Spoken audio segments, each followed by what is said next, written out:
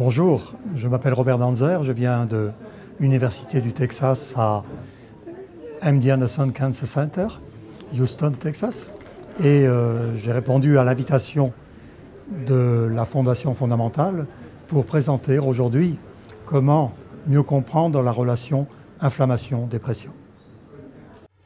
C'est avec un grand plaisir que je suis là aujourd'hui pour répondre à l'invitation de la Fondation fondamentale. Je connaissais le nom de la Fondation fondamentale au travers de Marion Leboyer. Je connaissais également ses travaux et ses fameux centres experts, mais je n'avais pas eu l'occasion de visiter et surtout de rencontrer les personnes sur place.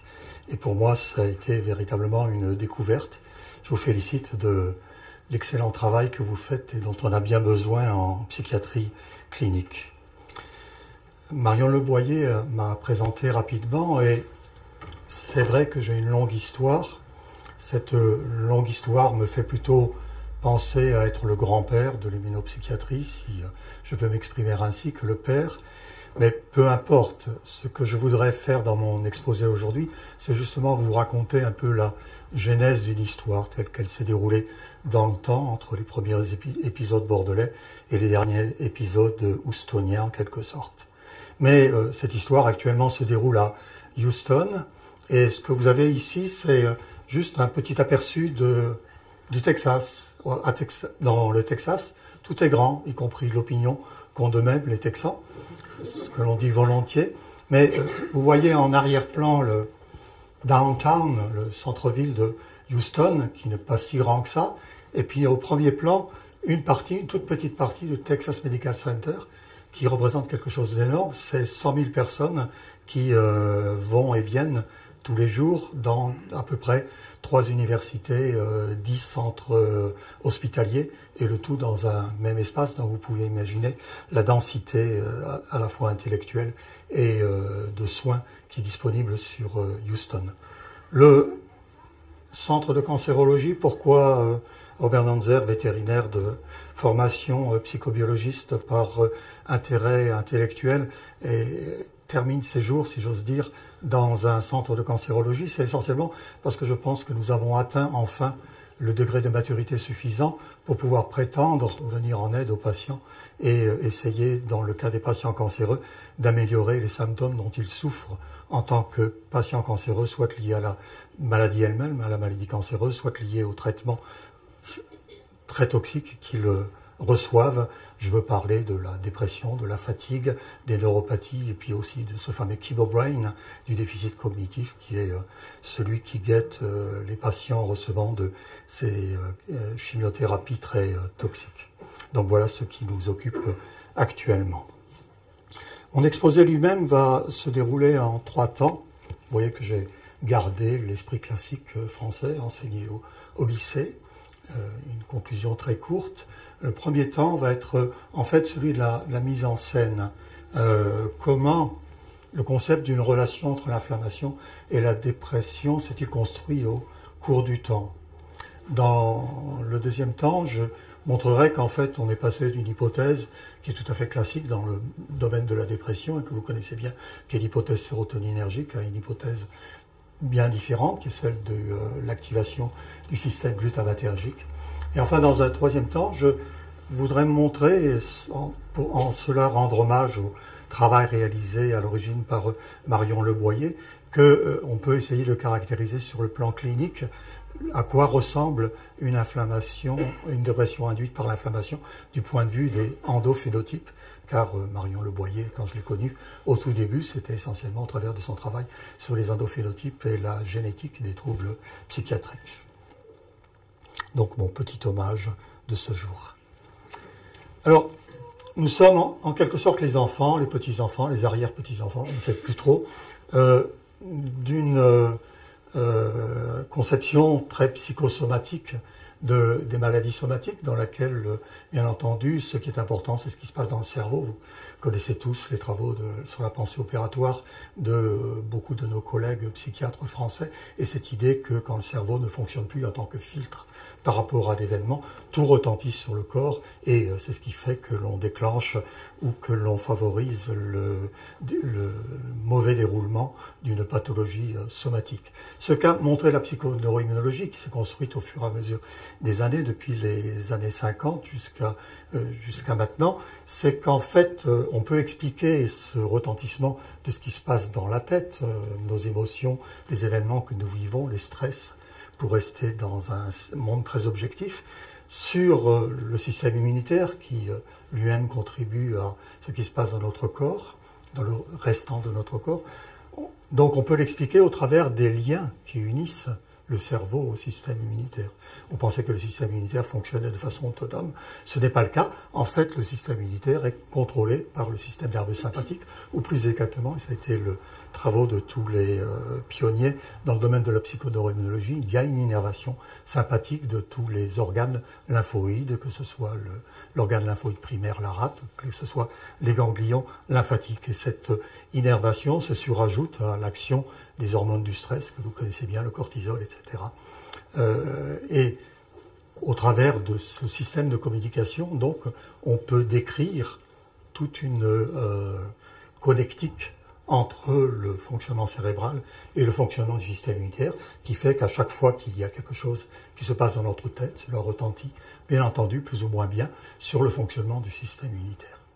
Mais si on revoit tout cela dans une perspective un peu différente, qui est non pas la perspective pathologique, mais la perspective physiologique, la physiologie des régulations, eh bien on peut se demander si en fait cette connectivité entre le cerveau et le système immunitaire n'est pas comparable à ce qui se passe dans bon nombre d'organes, pensez au cœur en particulier, et à la nécessité qu'a le système immunitaire d'utiliser le cerveau pour se réguler lui-même dans son fonctionnement, comme le fait le muscle cardiaque au travers du frein parasympathique et de l'accélérateur sympathique.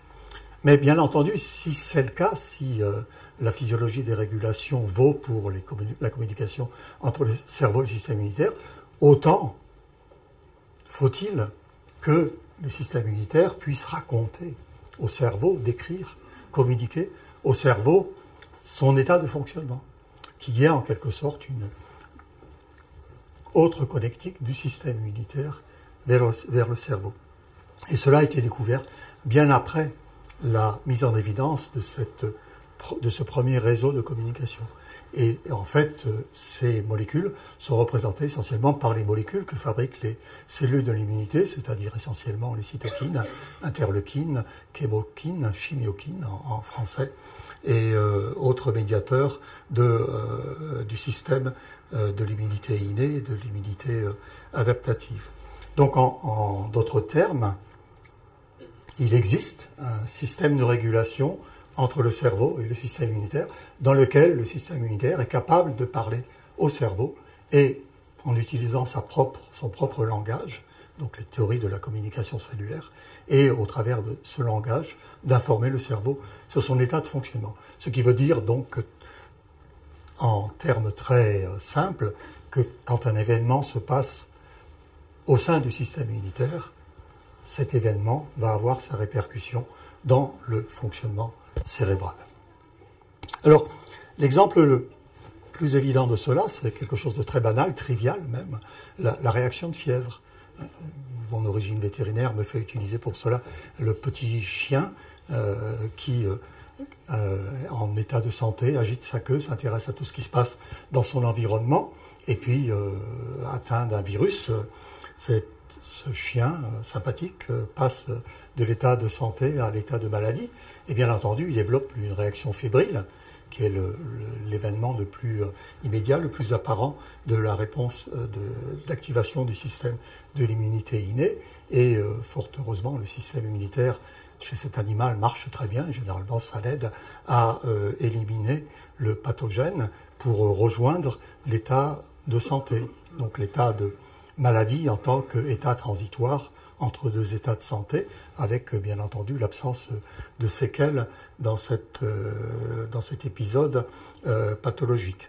Mais ce qui est important, et cela avait été étudié par les physiologistes de la fièvre à l'époque, c'est que les cellules de l'immunité innée, en l'occurrence monocytes macrophages, reconnaissent au travers de l'appareillage du système de récepteurs dont ils sont équipés, les germes pathogènes, mais libèrent le virus ou le microbe n'agit pas directement sur le cerveau, c'est par l'intermédiaire de ces cellules de l'immunité innée qu'il y a libération de ce qu'on avait appelé à l'époque, parce qu'on n'avait pas encore mis en évidence leurs caractéristiques chimiques, des pyrogènes endogènes. Pyrogènes endogènes, c'est le nom veut bien dire ce dont il s'agit, c'est-à-dire des molécules qui sont capables, libérées par l'organisme, qui sont capables d'agir sur les centres de la thermorégulation pour entraîner une grimpée de la température corporelle. Vous savez que cette grimpée de la température corporelle est en fait une remise à un niveau différent du set point, du point de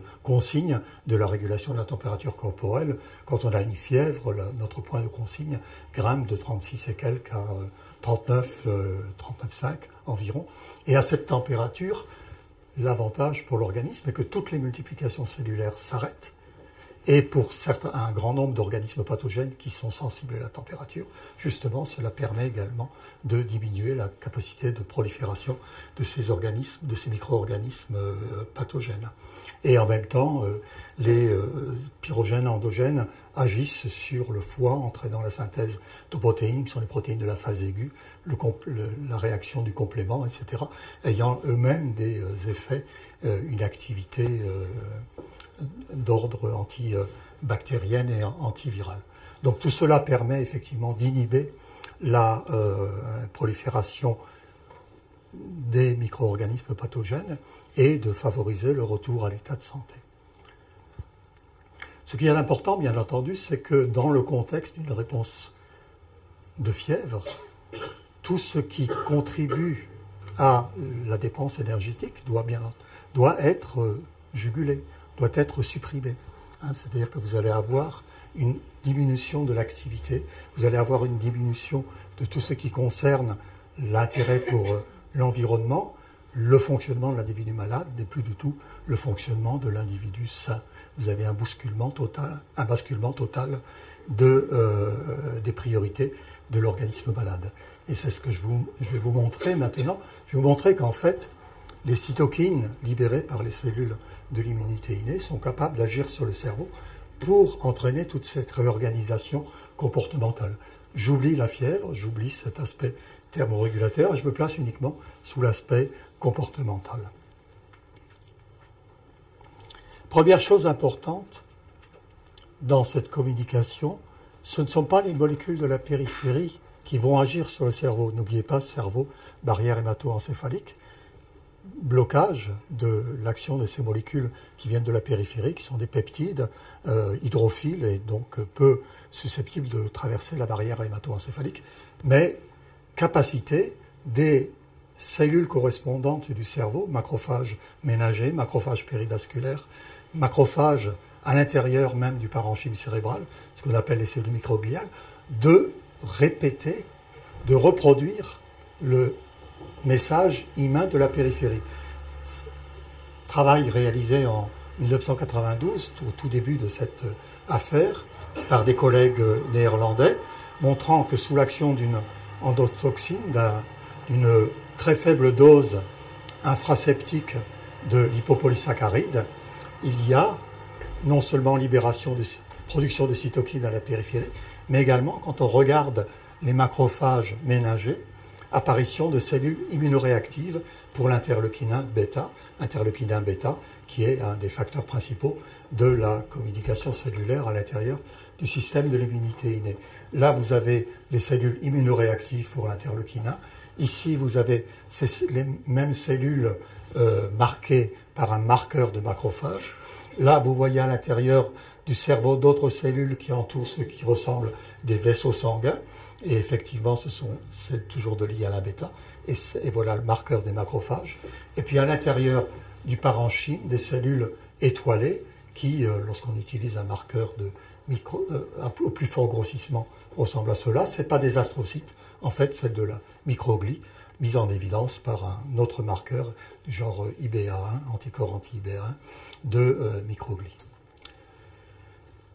Donc premier élément important de cette communication cellulaire du système immunitaire vers le cerveau au cours d'un épisode fébrile, au cours de cette réorganisation des priorités de l'individu malade, va exprimer le message de l'immunité périphérique.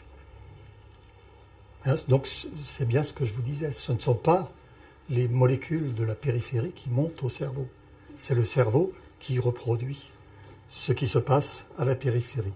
Ce qui, bien entendu, suppose qu'il y a des voies de communication entre la périphérie et le cerveau.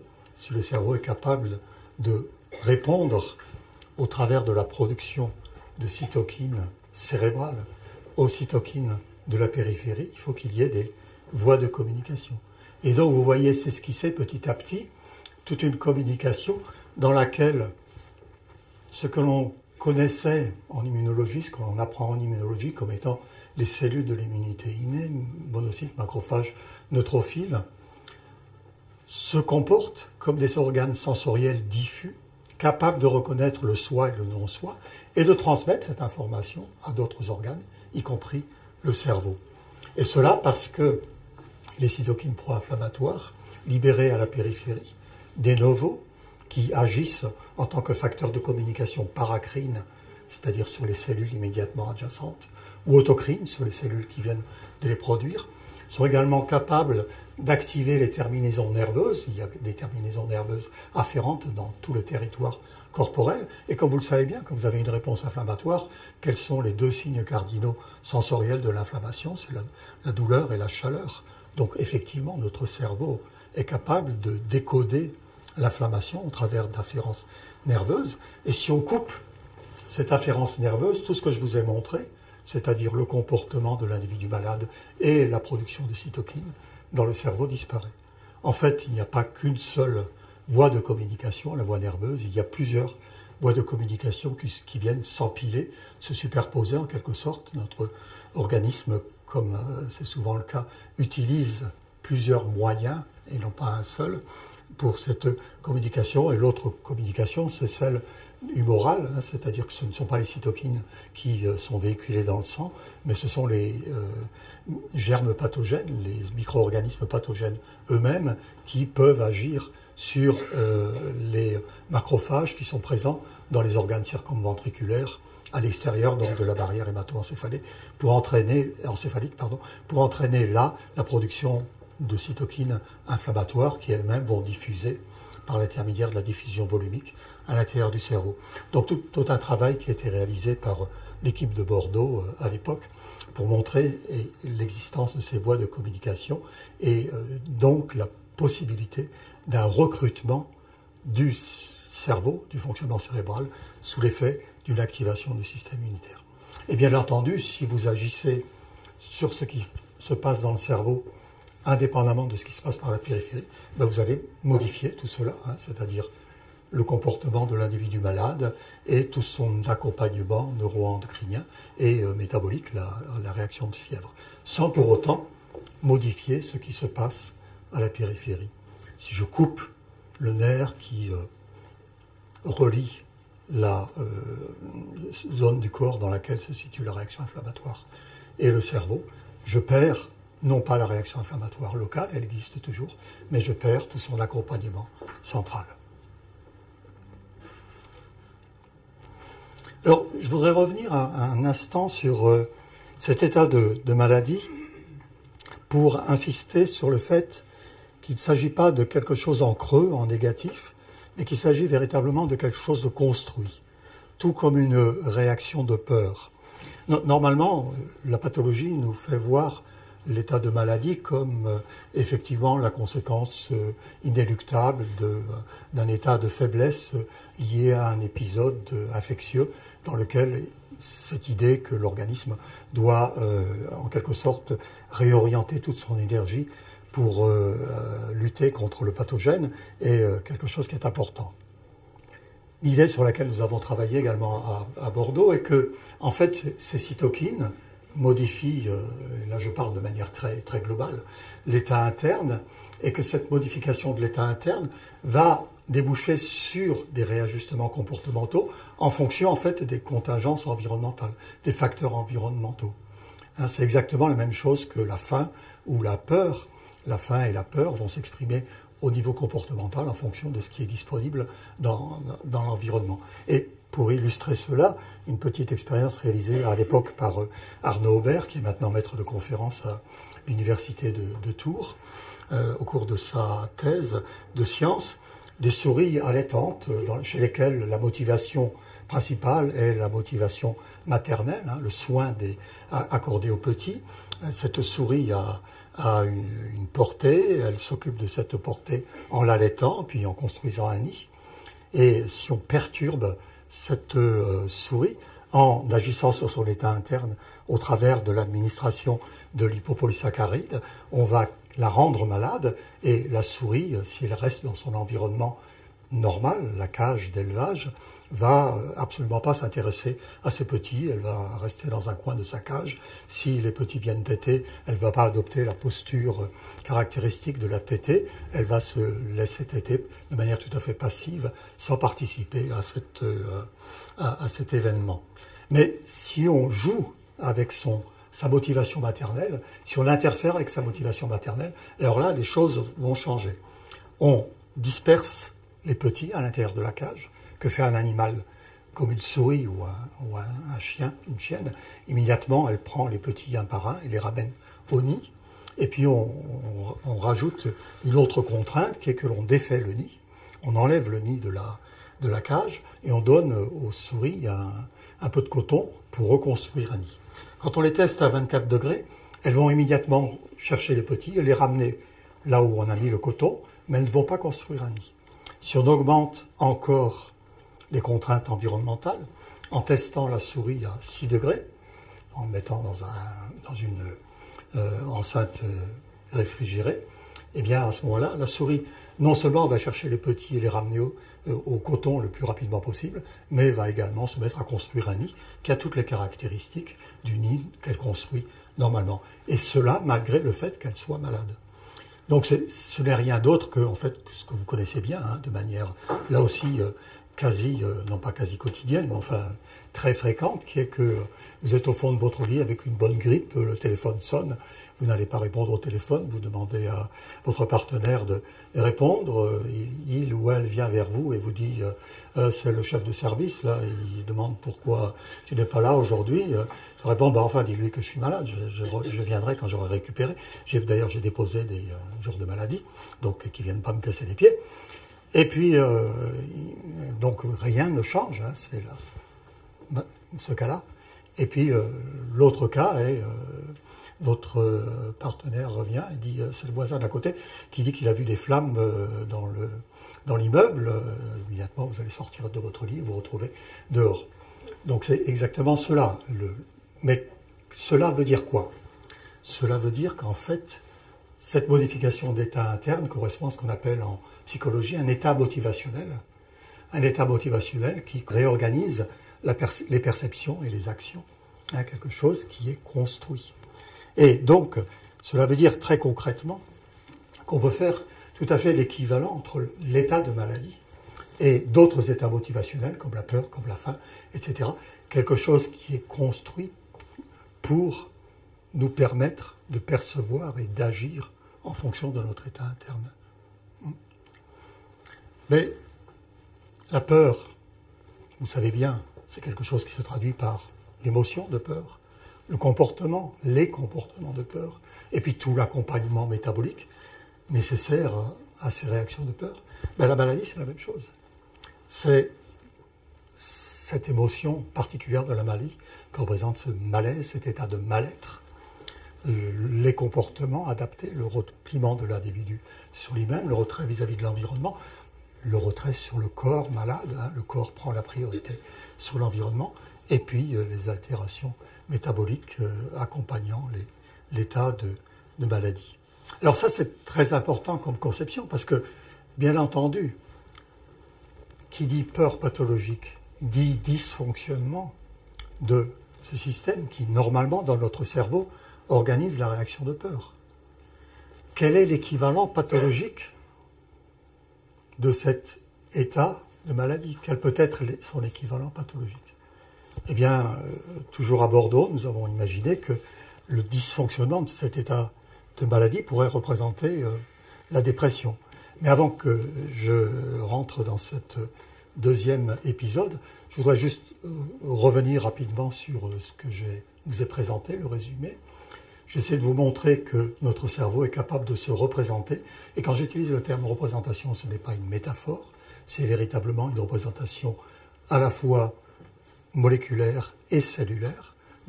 Il est capable de se représenter ce qui se passe dans le système immunitaire. Cette représentation est à l'origine de pourquoi nous sentons malades et nous agissons différemment que nous sommes malades. Et puis quelque chose sur laquelle j'ai insisté, qui est que cet état de maladie est réversible. Il a été adaptatif dans notre évolution. Nous ne serions pas là aujourd'hui pour en parler si notre système immunitaire nous avait pas permis de contrôler la majeure partie des agents pathogènes bien avant les vaccinations, les sulfamides et les antibiotiques. Le comportement de maladie est normalement réversible et comme l'écrivait Georges Canguilhem bien avant que l'on découvre tout cela, être en bonne santé, c'est pouvoir tomber malade et s'en relever. En fait, la bonne santé est caractérisée par la réversibilité. Il n'y a pas d'irréversibilité. En bonne santé, la pathologie naît de l'irréversibilité. Donc, deuxième épisode de ma présentation, la dépression peut-elle être considérée comme une forme de désordre, de trouble de l'état de maladie, du trouble de comportement du maladie, comme la phobie, l'anxiété généralisée, etc., sont des désordres du fonctionnement de notre système de peur.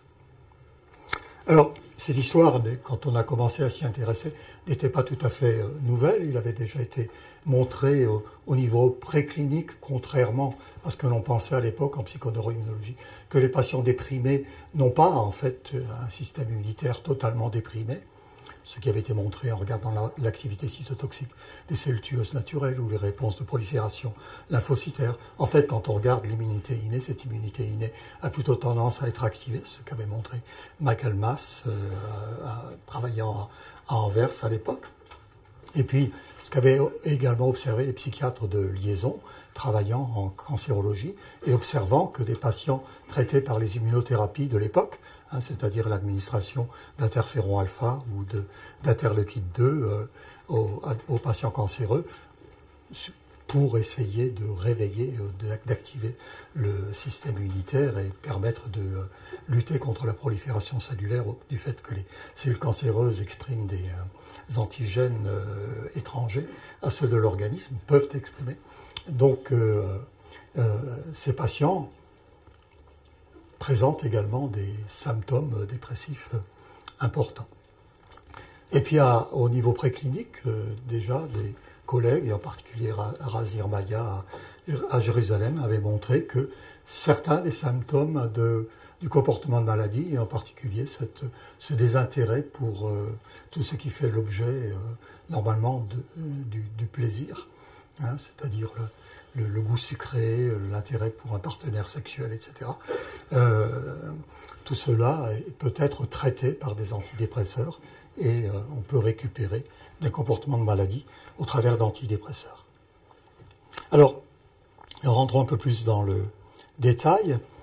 Lucille Capuron était là il n'y a pas longtemps, donc elle a dû vous montrer ce schéma récapitulatif de l'ensemble de ses travaux, commencé à Bordeaux et continué ensuite avec brio à l'université Emory à Atlanta, montrant qu'en fait, il est possible de distinguer chez les patients traités par l'interféron alpha, donc nous sommes en clinique, ce sont des patients cancéreux, toute une évolution comprenant dans un premier temps ce qu'on appelle les symptômes neurovégétatifs, troubles du comportement alimentaire, troubles du sommeil, fatigue essentiellement, et puis cela présenté par 100 patients sur 100, et puis sur un certain nombre d'entre eux, un pourcentage variant de l'ordre de 30 à 50%, donc dépendant de facteurs de vulnérabilité non encore bien identifiés, l'apparition des troubles de la dimension psychologique et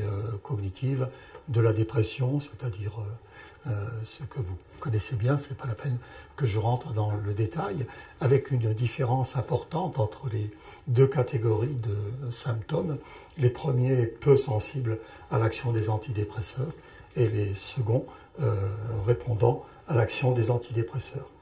D'où cette idée qu'en fait il y a une transition entre l'état de maladie et l'état dit de dépression, entre guillemets, dicté par l'inflammation, mais faisant intervenir d'autres partenaires. Et c'est important cette notion d'intervention d'un autre partenaire qui pourrait expliquer le passage à la pathologie. Alors quel pourrait être ce partenaire?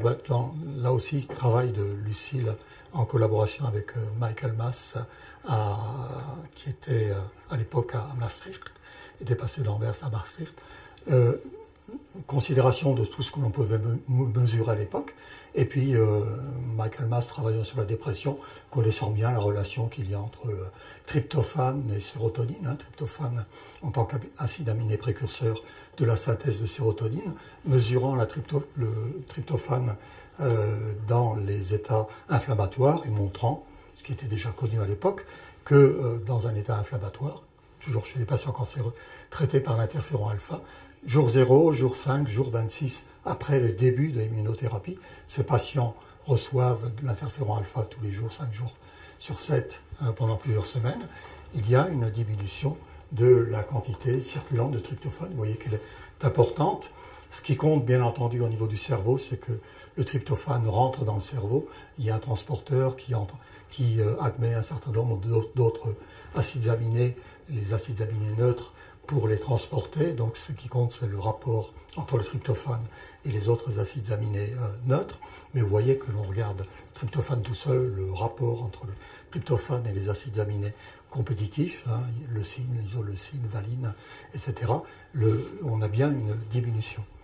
Donc ça, c'est déjà en soi assez intéressant. Mais ce qui est encore plus intéressant dans les travaux de Lucile, ça a été la démonstration d'une corrélation négative entre les scores de dépression mesurés par Montgomery-Åsberg Depression Rating Scale, l'échelle de dépression de Montgomery-Åsberg, et la variation de tryptophane mesurée entre le jour 0 et le jour 26, donc ces deux jours-là. Et vous voyez que plus la chute de tryptophane plasmatique est importante, plus les symptômes de dépression mesurés au niveau de l'échelle, par intermédiaire de l'échelle, sont importants. Donc ça, c'est très indicateur d'une relation de cause à effet. Évidemment, ce n'est qu'indicateur puisque nous sommes en clinique. Donc si l'on veut aller plus avant, eh bien, il faut passer à l'expérimentation et donc passer au niveau préclinique. Mais pour cela, encore faut-il avoir une hypothèse. Et l'hypothèse, elle était tout simplement que sous l'action des molécules de l'immunité, il devait y avoir activation d'une enzyme dégradant le tryptophane. Le tryptophane, il est dégradé dans le corps par deux types d'enzymes. Une enzyme hépatique, qui est que l'on connaissait à l'époque sous le terme de tryptophane pyrrolase, qui est en fait la tryptophane 2,3-dioxygénase, qui est essentiellement régulée par le cortisol. Et puis une autre enzyme qui est partout dans le corps, qui est l'indolamine 2,3-déoxygénase. Et cette indolamine 2,3-déoxygénase est en fait inductible par les cytokines inflammatoires, et en particulier l'interféron gamma et le TNF. Donc, sous l'action d'une inflammation, cette enzyme voit son activité augmenter dans des proportions considérables, ce qui va donc entraîner la dégradation de tryptophane, l'amorcement de la réaction métabolique de la kynurénine, et bien entendu, moins de tryptophane circulant, a priori, moins de sérotonine disponible, moins de tryptophane disponible pour la synthèse de sérotonine dans le cerveau. Alors, allons-y gaiement, passons au niveau préclinique, et puis utilisons des souris pour tester cette hypothèse. Mais ce qui est important, c'est que vous voyez bien qu'en fait, on est parti de la clinique. Et il était important pour nous de partir de la clinique, parce que Neurobiologie de la dépression, c'est un sacré bazar. Et les tests comportementaux que l'on utilise pour mesurer un état dépressif chez l'animal, c'est du cirque, ça vaut strictement rien du point de vue validité, des différentes formes de validité. Ce sont des tests qui ont été mis au point par les pharmacologues pour mettre en évidence l'effet des antidépresseurs, mais ça n'a pas de valeur autre que celle de screening pharmacologique. Alors on prend la souris par sa queue, vous savez les comptines d'enfants, hein, on la trempe dans le... Non, on prend la souris par la queue, on la suspend, les souris déprimées s'arrêtent très vite de s'agiter, alors qu'une souris normale s'agite pendant plus longtemps. On prend une autre souris, on la plonge dans un cylindre rempli d'eau. Les souris déprimées s'arrêtent très vite d'essayer de trouver la sortie et puis juste essayent de flotter avec le minimum de mouvement. Ou bien on essaye de faire quelque chose qui ressemble un peu plus à ce qu'on pourrait décrire en clinique, l'anédonie. Alors l'anédonie, c'est la diminution du plaisir. Alors si c'est la diminution du plaisir, comme les souris aiment bien le sucre, ben on leur donne le choix entre deux pipettes. L'une contient de l'eau, toute bête, comme ce que j'ai là. L'autre contient non pas du coca, parce que ça se passait encore à Bordeaux, mais tout simplement de l'eau sucrée, même pas du vin, vous voyez comme on est, pas sympa. Bien entendu, les souris normales préfèrent l'eau sucrée, on la met juste à une concentration suffisante pour détecter le sucré. Et si elles sont déprimées, entre guillemets, elles boivent davantage d'eau que de sucre, et l'inverse si elles sont en bon état de santé. Donc, ce que l'on fait, c'est qu'on stimule le système immunitaire à la périphérie pour recréer ce que l'on a observé en clinique, hein, c'est-à-dire des patients chez qui le système immunitaire est activé. On peut agir en aigu en administrant l'hypopolysaccharide, fragment actif de l'endotoxine, ou on peut agir en chronique en leur administrant le bacille Calmette-Guérin, donc une forme de mycoplasme bovin atténué. Et tout cela pour activer le comportement de maladie et le système IDO, indolamine 2,3-déoxygénase. Alors, que voit-on ? Évidemment, le problème dans ce genre de manip, c'est que les souris vont devenir malades. Et tous les comportements que je vous ai présentés comme caractéristiques de l'état dépressif, ils vont être sensibles à cet état de maladie. Donc il faut attendre que cet état de maladie, dont la courbe temporelle est représentée en vert ici, disparaisse pour être sûr d'étudier quelque chose qui ressemble à la dépression et de manière indépendante de l'état de maladie. Et cela d'autant plus facilement que, rappelez-vous, ce que je vous ai présenté tout à l'heure à propos de la clinique, hein, le travail de Lucille Capuron, chez tous les malades apparaissent d'abord les symptômes neurovégétatifs, donc caractéristiques de l'état de maladie, et puis ensuite, chez un certain nombre d'entre eux, apparaissent les troubles cognitifs et psychologiques caractéristiques de l'état de dépression. Donc on a une temporalité différente. Donc on peut imaginer qu'effectivement, chez la souris, cette temporalité devrait être respectée. Donc on attend 24 heures, le pic de l'état de maladie est normalement atteint aux alentours de 2-6 heures. On attend que l'animal récupère de son état de maladie, et puis à 24 heures, on mesure des comportements qui sont censés refléter l'état de dépression. On a bien sûr vérifié auparavant, grâce au travail des collègues biochimistes du laboratoire, Jacques Lestage en l'occurrence, que le système IDO, indolamine 2,3-déoxygénase, est activé de façon maximale à ce moment-là. Et que fait-on ? On intervient avec l'hypothèse que si on intervient dès le début en bloquant l'inflammation, on va tout bloquer, le comportement de maladie et l'état dépressif. Et si on intervient uniquement sur l'enzyme dont l'activation induit l'apparition du comportement dépressif, c'est-à-dire l'indolamine 2,3-déoxygénase, on va uniquement bloquer ce qui est en rouge en laissant intact ce qui est en vert. Et effectivement, c'est ce que l'on a montré. Je ne vais pas vous présenter les données brutes parce qu'elles ont déjà été publiées il y a maintenant de cela quasiment 7-8 ans. Et c'est effectivement ce qui se passe. Donc on peut dissocier l'état dépressif de l'état de maladie et montrer que l'état dépressif se construit bien sur l'état de maladie et est bien entraîné par cette activation des cytokines inflammatoires, cette activation de IDO. Évidemment, la question qui vient immédiatement après, c'est est-ce qu'on est dans ce que ce que j'avais prévu initialement, c'est-à-dire, est-ce qu'il y a bien une causalité liée à la relation tryptophane-sérotonine? Bon, à l'époque, je m'étais intéressé à ce papier qui avait été publié dans Science en 98, parce que comme tous les physiologistes, pathologistes, j'avais été intrigué par cette notion que, vous le savez bien, le fœtus est un antigène, donc au sein de l'organisme maternel, il devrait être rejeté. S'il n'est pas rejeté, c'est qu'il y a une immunotolérance. Quelle est la source de cette immunotolérance? En 1998, des chercheurs américains ont montré qu'en fait, la source de cette tolérance était liée à l'activation de l'indolamine 2,3-déoxygénase au niveau local, au niveau du trophoblaste. Cette partie du placenta qui assure la jonction entre l'organisme fœtal et l'organisme maternel, et que là, cette dégradation du tryptophane qui est entraînée par l'activation de l'indolamine 2,3-déoxygénase crée un milieu défavorable aux lymphocytes cytotoxiques, parce qu'il leur faut du tryptophane pour proliférer, il leur faut du tryptophane pour exercer une activité cytotoxique. Donc c'était, quand j'avais vu ce travail publié dans Science, j'avais dit, ah, oula, et si la même chose se passe dans le cerveau, super, il n'y a plus de tryptophane, il n'y a plus de sérotonine.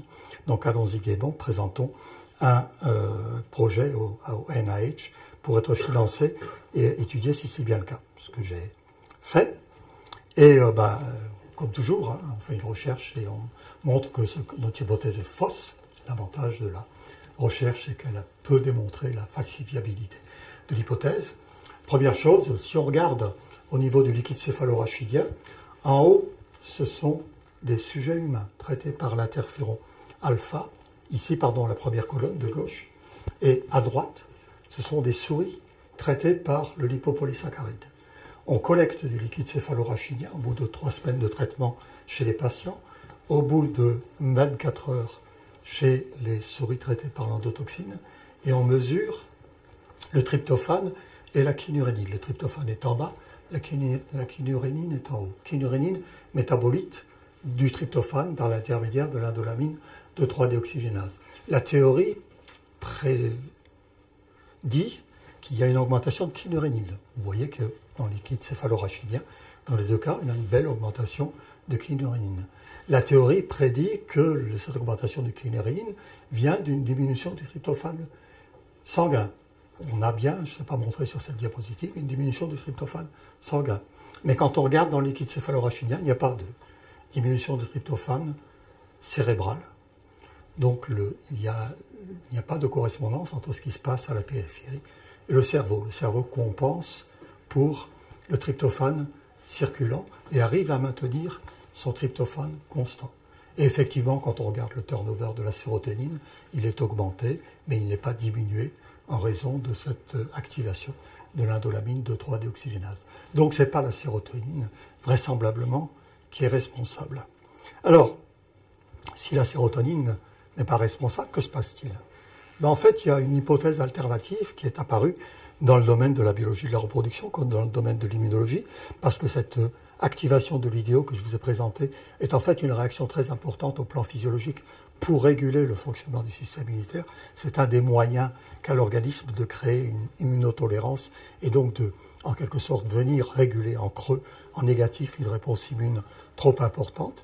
En fait, l'idée, c'est que cette réponse immune n'est pas tellement régulée par la variation des concentrations du tryptophane, qui reste quand même relativement minime, mais par la génération, en fait, excusez-moi, la génération, c'est du franglais, par la production de métaboliques cytotoxiques de la kynurénine, et en particulier l'acide kynurénique et la 3-hydroxykynurénine, qui elle-même viendrait au niveau local entraîner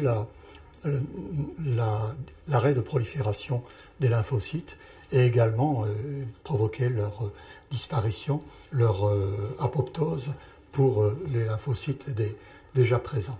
Alors, toujours pareil, ça c'est à la périphérie. Dans le cerveau, qu'est-ce qui se passe? On a la même chose, mais avec des effets potentiellement neurotoxiques.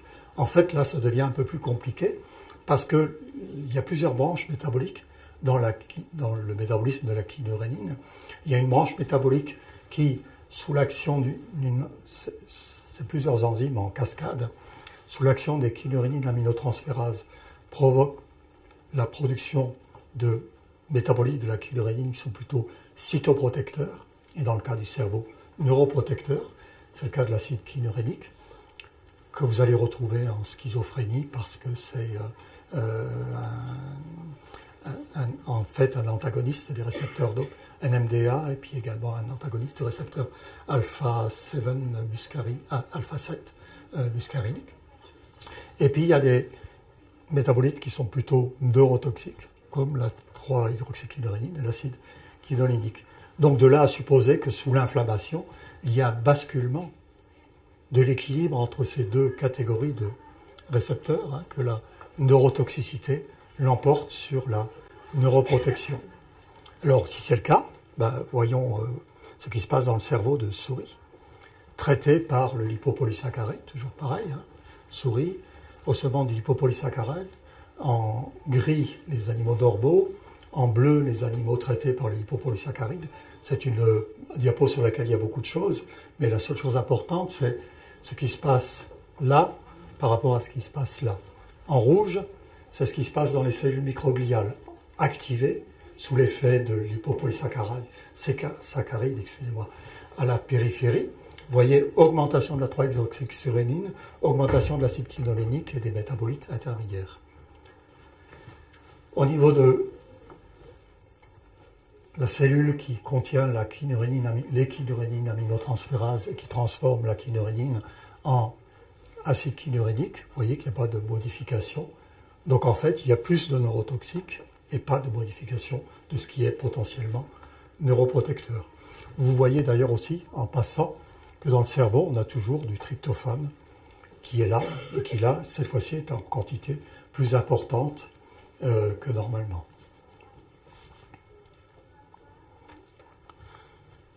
Donc, s'il y a l'acide kynurénique, peut-être qu'en fait, cet acide kynurénique qui est excitateur, qui se comporte comme un agoniste des récepteurs NMDA, des récepteurs glutamatergiques du type NMDA, va entraîner la dépression. Si c'est le cas, il suffit d'essayer de bloquer l'effet du lipopolysaccharide en utilisant un antagoniste des récepteurs NMDA. Et si ça marche, si on arrive effectivement à bloquer les récepteurs du NMDA et bloquer l'action dépressogène du lipopolysaccharide, on doit pouvoir restaurer cette action dépressive en bloquant le récepteur de l'AMPA, le récepteur AMPA du glutamate, qui lui vient prendre le relais une fois que le récepteur NMDA est bloqué, le glutamate et l'acide kynurénique venant exciter le récepteur AMPA. Et donc c'est ce qu'on a fait avec une technique pharmacologique classique, utilisant la kétamine pour bloquer le récepteur NMDA et le NBQX pour bloquer le récepteur AMPA. Alors juste un résultat pour vous montrer à quoi ça ressemble, ce genre de choses, mais sans entrer dans le détail. En haut, c'est la préférence pour le sucrose. Enfin, le sucrose, ça veut dire saccharose en français, le sucré.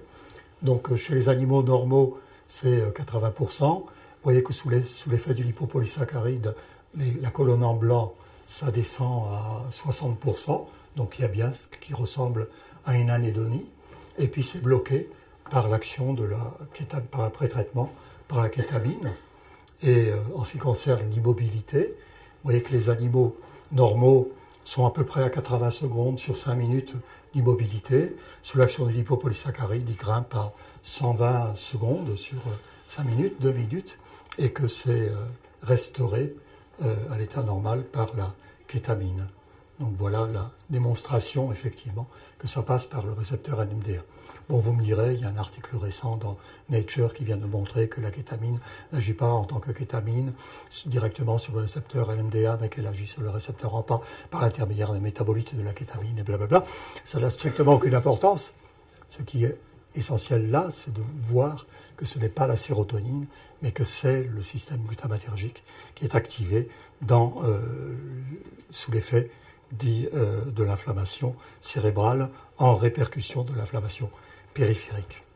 Je vais passer tout cela parce que je n'ai pas le temps et aller directement à la dernière partie de mon exposé en revenant sur les fameux endophénotypes, cher Marion Leboyer, en tout cas à l'époque. Mais avant, je voudrais juste insister sur ce que j'essaie de vous montrer jusqu'à présent, en résumé en quelque sorte. Tout se passe à la périphérie, ça démarre, ça produit des cytokines, une réaction inflammatoire.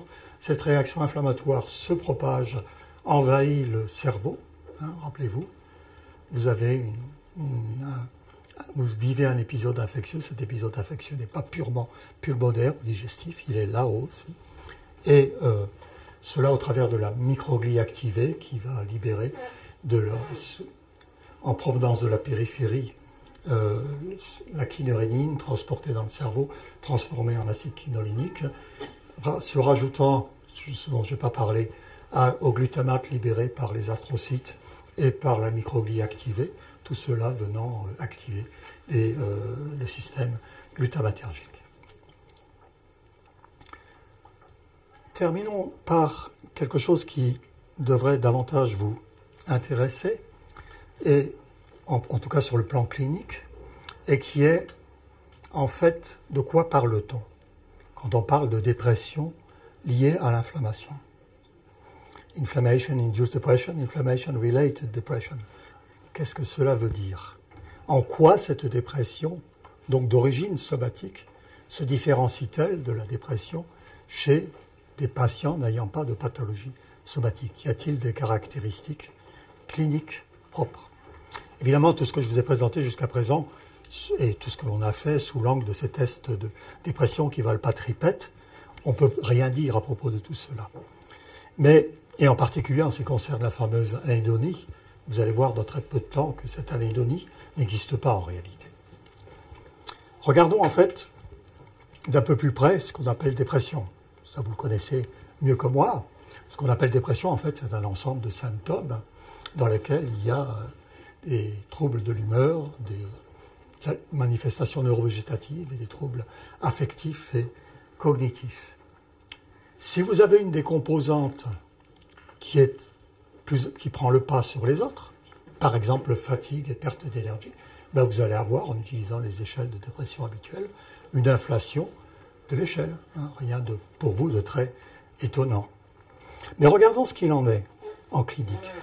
Voilà une étude qui vient d'être publiée sous la forme d'une lettre au JAMA, hein, la référence est là-haut, à partir d'une analyse de données existant déjà, des données épidémiologiques, sur des cohortes américaines, pas du tout des cohortes cliniques, mais des cohortes de population générale, et recherchant sur ces cohortes, en fait, dans lesquelles l'état mental a été mesuré par quelque chose de très grossier, hein, une échelle de 1 à 4 niveaux, recherchant en fait quelles sont les caractéristiques, quelle est la relation entre CRP, protéine réactive C, seul marqueur valide reconnu par toute la pathologie cardiovasculaire, tous les cardiologues comme étant un marqueur d'inflammation, et les symptômes. Vous avez ici tout ce qui a été mesuré chez ces patients. Donc il ne s'agit pas de patients déprimés, hein, il s'agit de population générale. Et ce qu'ont fait les chercheurs, qui sont des Finlandais, c'est qu'ils ont systématiquement, à travers de cette base de données, recherché les patients qui se plaignaient de troubles indiqués ici, mais au moins la moitié du temps, si ce n'est la totalité du temps de l'étude. Donc ces deux catégories.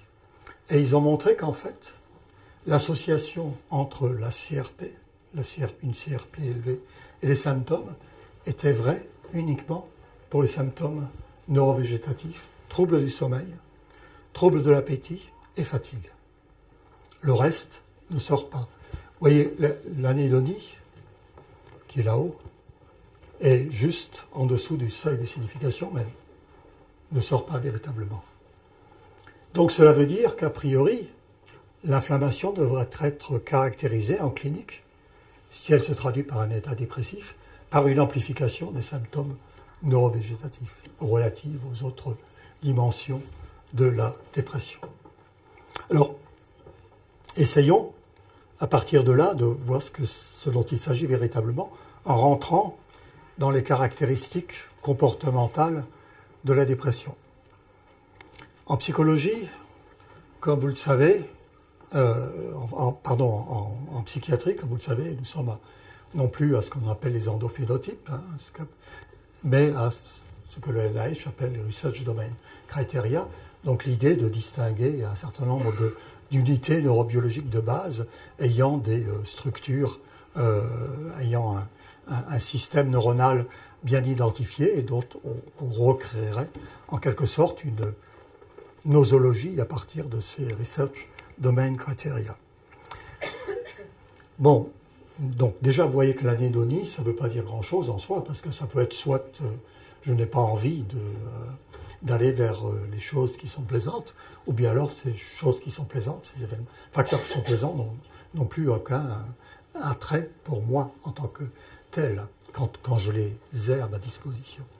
La fatigue, dont j'ai parlé jusqu'à présent, c'est beaucoup plus compliqué en fait qu'un simple symptôme. C'est en fait déjà une constellation de symptômes. Ça peut être le fait que je ne peux pas faire ce que je voudrais faire, ou le fait que je n'ai absolument pas envie de faire ce que vous me demandez de faire. Donc ça peut être un déficit physique ou un déficit motivationnel. Ça peut être aussi un déficit cognitif, etc. Donc d'où l'idée importante d'essayer de déconstruire. Alors, quand on regarde un comportement motivé, que ce soit chez un sujet, patient ou sujet sain, ou que ce soit chez un animal, en fait, vous savez qu'on peut distinguer dans tout comportement deux phases. Je suis venu depuis les États-Unis jusqu'en France. C'était la phase appétitive. J'ai dépensé un peu d'énergie pour faire cela. Et finalement, me retrouver ici en face de vous. Ça, c'est la phase consommatoire. Je donne, je délivre. C'est pourquoi j'ai mis en place tout ce voyage. C'est vrai dans tout acte motivé. Il y a toujours une partie instrumentale et une partie consommatoire. Vous savez aussi que sur le plan neurobiologique, en fait, c'est cette phase instrumentale qui est dépendante de l'activité du système dopaminergique, mais pas du tout cette phase consommatoire. Ce qu'on appelle la théorie dopaminergique de la récompense, en fait, c'est l'incapacité de l'individu ayant un faible niveau d'activité dopaminergique de soutenir l'effort nécessaire pour accéder à la récompense. Mais la récompense reste toujours récompense pour cet individu, même déficient en dopamine. Alors on peut étudier ça chez l'animal de façon très simple. Rassurez-vous, je ne vais pas rester sur l'animal, je vais également passer chez les êtres vivants, humains. Voilà une souris, chez qui la motivation est une motivation alimentaire, elle est affamée, et qui a d'un côté un système dans lequel elle presse avec son nez sur un panneau et qui, au bout de 10 réponses, va lui permettre d'avoir une boulette de chocolat. C'est du chocolat américain, ça ne vaut pas le chocolat belge, ni même le chocolat français. Mais c'est mieux que de l'autre côté, où une seule réponse a une boulette de nourriture normale. Donc c'est sucré des deux côtés, mais c'est bien préférable de l'autre côté. Donc les souris sont entraînées à être placées dans ce dispositif. Elles passent à peu près 30% de leur énergie à essayer d'obtenir du chocolat, et puis le reste, elles obtiennent de la nourriture normale en quelque sorte. Donc l'avantage, c'est que vous voyez dans ce dispositif, c'est qu'en fait, vous ne mesurez pas une performance brute, vous mesurez une préférence. Qu'est-ce que l'animal préfère et combien d'énergie cet animal est-il prêt à investir pour obtenir ce qu'il préfère. Vous mesurez vraiment les deux aspects, ce qu'on appelle incentive motivation, la motivation pour obtenir ce que l'on attend, et la sensibilité à la récompense, et cela de façon indépendante. Vous pouvez les dissocier. Alors regardons ce qui se passe sous l'effet du lipopolysaccharide. Vous voyez, sous l'effet du lipopolysaccharide, regardez l'ensemble des réponses des deux côtés, ça diminue. Mais si on regarde les réponses de chaque côté, ça diminue plus pour la nourriture habituelle que pour le chocolat. Vous voyez, la diminution est beaucoup moindre. Si bien que, en fait, la préférence augmente. Bien que l'animal soit moins motivé, en fait, s'il travaille, l'animal. Il préfère travailler pour le chocolat que pour une nourriture obtenue normalement. L'équivalent de la fatigue. Si vous êtes fatigué et qu'on vous propose de faire un travail pour 10 € la journée, vous n'allez pas le faire. Si on vous propose de faire un travail pour 1 million d'euros, vous allez le faire. Okay, c'est ça cette idée-là, rien d'autre. Élément de plus, sans rentrer dans le détail, parce que je n'ai pas le temps, si on compare les souris qui n'ont pas d'indolamine 2,3-déoxygénase, parce que l'enzyme a été délétée, a été enlevée par recombinaison génétique, il n'y a pas de différence avec les souris normales. Donc ça ne dépend pas de l'activation de l'IDO. Donc ça dépend bien de ce qu'on appelle la dimension neurovégétative de l'état inflammatoire. Ça ne dépend pas de la dimension dite psychologique, cognitive et affective. Mais maintenant, passons au sujet humain. Le même test, bien sûr, on ne va pas utiliser chez l'être humain du chocolat versus de la nourriture habituelle, hein, mais on va utiliser ce que font habituellement les psychologues, de l'argent, un peu d'argent, et on va demander au sujet à qui on présente un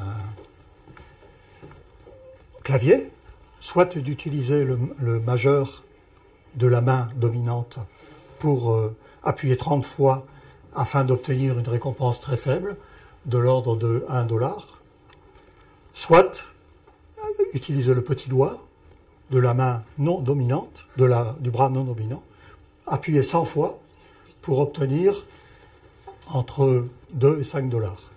2,5 $ et 5 $.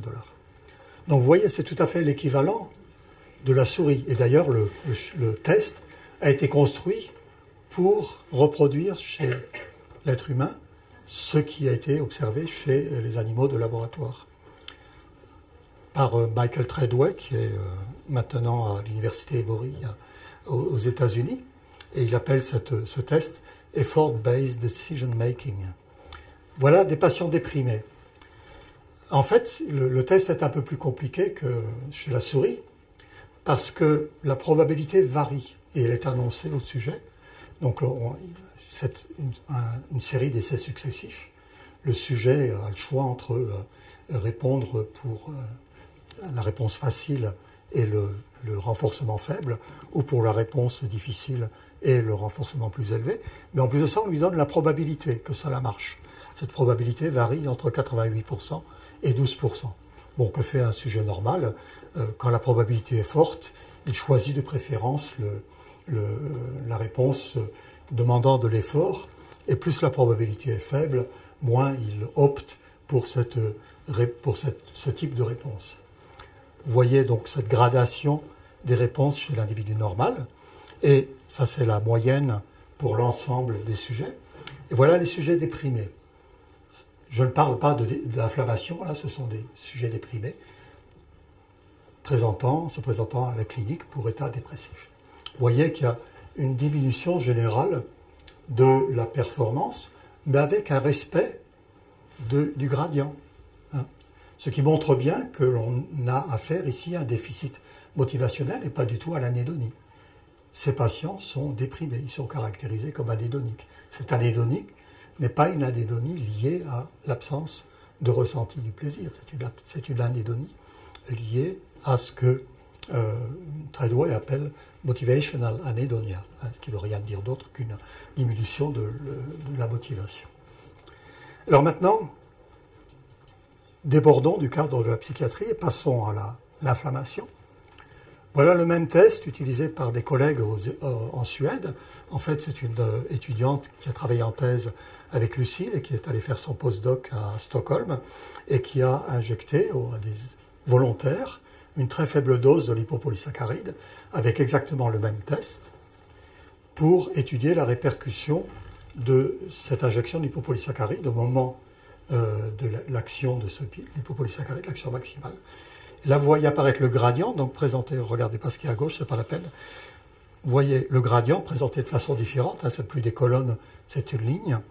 Là, avec le pourcentage de choix de la réponse demandant un effort important.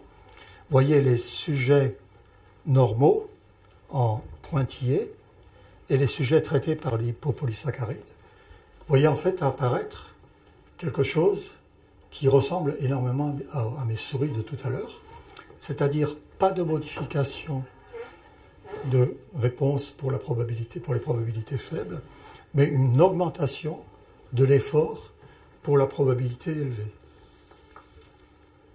Caractéristique donc de cet état de fatigue dans lequel ça ne vaut pas la peine de s'engager dans quelque chose qui demande de l'énergie, sauf si derrière il y a une récompense qui vaut la peine.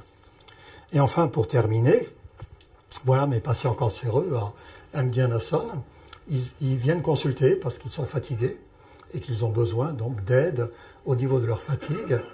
C'est une psychologue néerlandaise qui fait ce travail, qui est en cours. Là, il y a actuellement 16 patients. On les catégorise suivant leur réponse au questionnaire sur l'état multidimensionnel de la fatigue, en fatigue faible, en dessous de la médiane, fatigue élevée, au-dessus de la médiane. Vous voyez aussi apparaître le gradient reste toujours conservé, identique, hein, c'est la même représentation que précédemment. Hein, probabilité élevée, probabilité moyenne, probabilité faible. Vous voyez que les patients à fatigue élevée qui se plaignent de fatigue, eh bien, quand ils sont confrontés à ce test, s'investissent davantage dans la réponse nécessitant un effort plus élevé. Donc c'était juste pour essayer de vous montrer qu'en fait, on peut, par l'intermédiaire de tests comportementaux, mener en parallèle chez l'animal et chez l'homme, caractériser ce fameux endophénotype de l'inflammation dans ses répercussions neurovégétatives.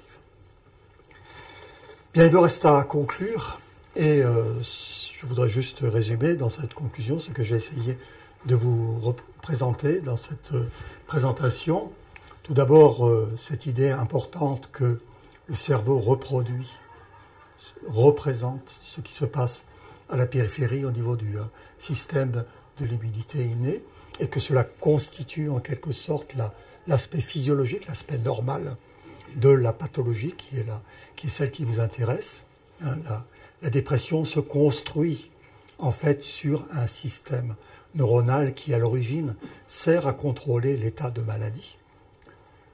Et ça c'est très important, un peu comme l'idée que les troubles anxieux se construisent sur le système neuronal de la peur. La pathologie dépressive se construit sur le système motivationnel de l'état de maladie. Ce système peut être perturbé pour des raisons que nous ne connaissons pas encore et conduire à des altérations qui sont celles que je vous ai décrites. Et certainement, ce qu'il y a de plus spectaculaire, c'est qu'au travers de cette recherche se trouve projeté sur l'avant-scène de la psychiatrie un certain nombre de processus et de molécules dont on ne parlait pas. Alors, moi, j'ai fait la neuropharmacologie, comme bon nombre d'entre vous à l'époque. J'ai appris les transmetteurs, les neurotransmetteurs et les systèmes dopaminergiques, les systèmes neuronaux correspondants.